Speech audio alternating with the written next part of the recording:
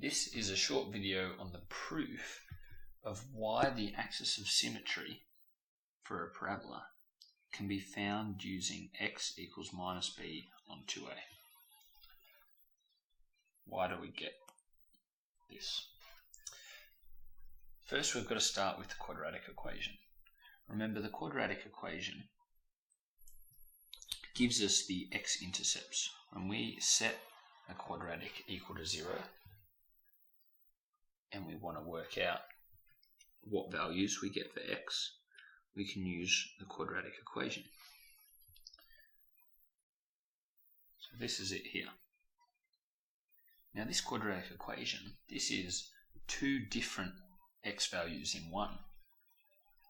One of those x values is negative b plus the square root all over 2a. The other x-intercept is found from negative b minus the square root.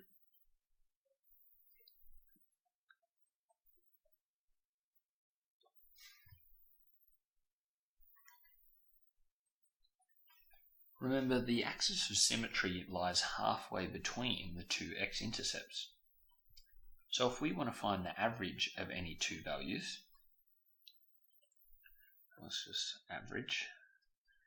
If we want to find the average of any two values, we add them together and divide by 2.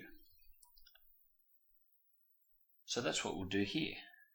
We have our first x value and our second x value. So let's add these together and divide the whole thing by 2. This is what will give us our axis of symmetry equation. Now it's a little bit messy, so let's see if we can tidy it up a bit. If we just focus on the top of our big fraction, we can add these two together because they have a common denominator of 2a. See, we have 2a here and 2a here. So we can add these two fractions.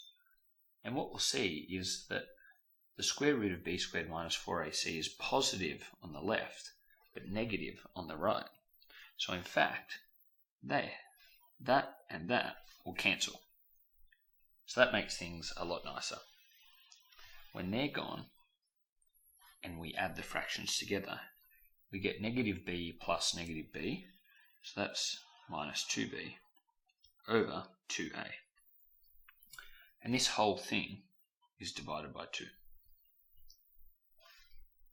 Let's do some more cancelling. We can cancel this 2 with this 2. And then we can remember that when we have a fraction divided by something else, or divided by another fraction, let's make 2 over 1, we can do a times and flip. So negative b over a multiplied by 1 over 2. Multiplying the numerators, we get b, and multiplying the denominators, we get 2a. So there we have it. X equals negative b on 2a is our axis of symmetry.